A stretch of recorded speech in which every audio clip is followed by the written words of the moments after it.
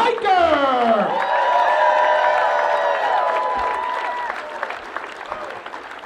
All right, trial by laughter. I actually did this contest last year and went over my time and couldn't finish my last joke. So if you guys don't mind, I'm gonna finish it now. Yeah. So I turned to the cop and I said, "You're gonna press charges? The Pro Bowl's on." You guys were here last year, right? I had a buddy the other day tell me that we're not officially old until you wouldn't have sex with someone who's twice your age.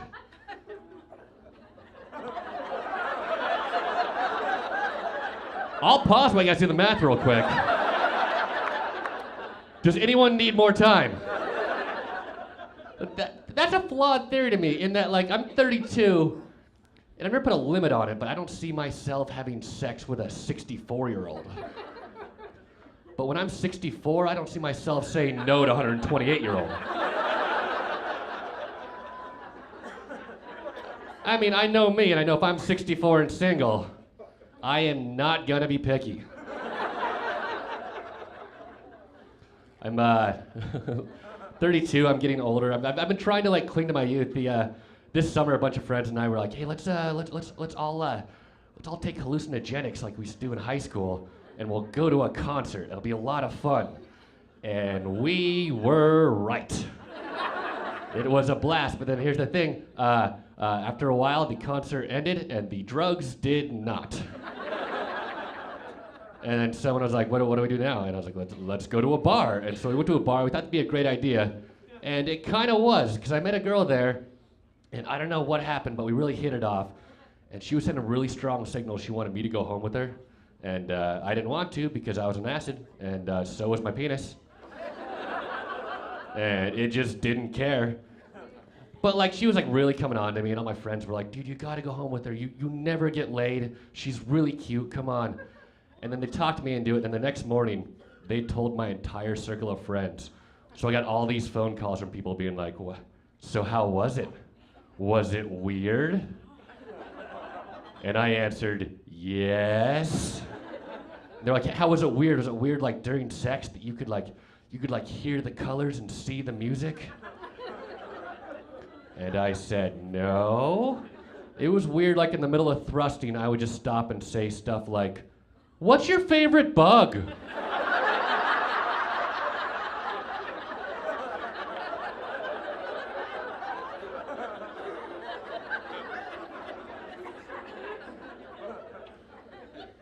So here's the thing, the fact that that worked meant that we had to try it again.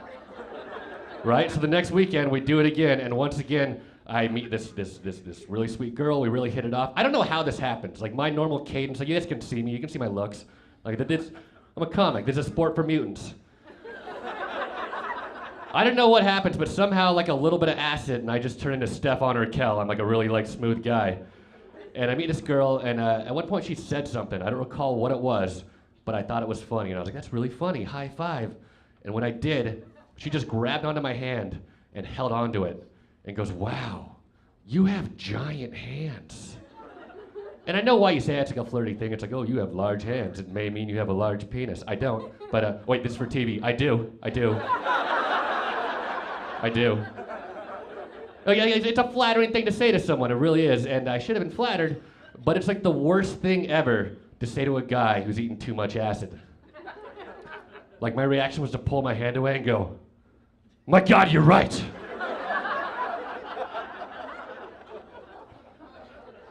But then she kept talking to me, and I just couldn't even hear what she was saying because I was so concerned with the size of my hands.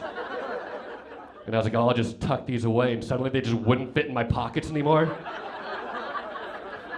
And at this point, I'm just panicking, knocking over like drinks and candles, screaming, "Don't look at me! Don't look at me!" Which I found out was the best way to get everyone to look at you. And at one point I even put it on my back and just knew that all 5 fingers were sticking out like a peacock. And like after all that, she still tried to give me her number after all that. And when I did, I literally couldn't type her number into my phone on account of my hands being too large. Just mashing multiple keys at once. And looking back on it, it's all her fault. Because like I was so prone to suggestion, she was like, "You have giant hands," and I was like, "Ah, God." And all she had to say was, "And a giant phone." I'd be like, "Oh, I got this."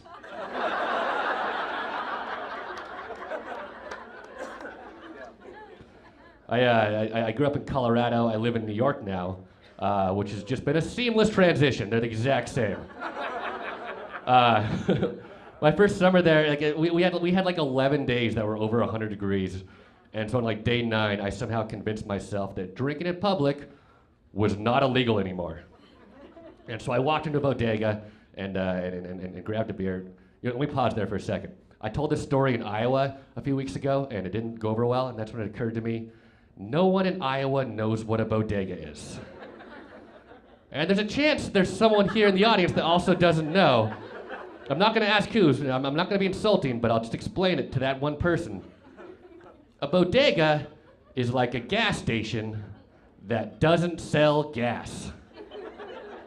And it's where you go when you wanna buy cigarettes, or a sandwich, or condoms, one at a time. And there's a bunch of cats running around. But the cats aren't for sale. But if you ask the right questions, the cats are for sale. Bodega, all right. So I walk into a bodega and then I grab like a double tall beer and I crack it in the store, because you can do that in a bodega. And a 24-ounce beer. This guy was a pot of double tall, come on. 2 beers stacked on top of each other with nothing in between. And I cracked it in the store, and I went to walk out, and the guy's like, "Do you want to take that on the street? Like, that's illegal." And I was like, "I'll be fine." And I walked outside, and my crime probably lasted 3 seconds before I locked eyes with the cop, and we kind of looked at each other. We both looked down at my beer, and I looked back at him, and I was like, "Oh, I just took this away from some underage kids." And he didn't buy it. He starts writing me a ticket. Then the weirdest thing happened. Like, as he's writing me this ticket, he starts trying to be my best friend, give me like weird insider cop tips, saying stuff like, "This isn't your first time drinking in public, is it?" And I was like, "No." He's like, "Well, you're about to get a $25 ticket, but if you get busted again in the future, the price does not go up." And I was like, "What?" And he's like, "Yeah, there's people in this neighborhood we bust every day. It's $25 every time." And I was like, well, how about that? And I turned to throw my beer away, and he goes, whoa, what are you doing? Don't waste it. And again, I was like, what? And he's like, "You already get a ticket for that beer, you might as well finish it." Which is cool, but it was a double tall beer, and those take a while to drink. So for the next 15 minutes, I'm just pounding a beer on a corner with a cop, making awkward small talk. And we're in the ghetto too, so people are driving past me like, "Oh my God, look what white people get away with." And I'm sitting there thinking, "Oh my God, look what white people get away with." And then after a while, it just gets too awkward, and so I just kind of I lie to him. I was like, "You know what, I gotta catch a train, I should really just throw this out." And he kind of sighs like I'm breaking up with him, and he goes, "No, don't throw it out. Here's what I'll do for you. I'll just make a note on your ticket, and I'll give you a carbon copy. That way, just take that with you with the beer. That way, if you get stopped by another cop, you can show them you've already been ticketed for that beer." Now, the reason I tell this story, there's a moral behind it. I want you guys all to know, if you ever go to New York City, drinking in public is not illegal.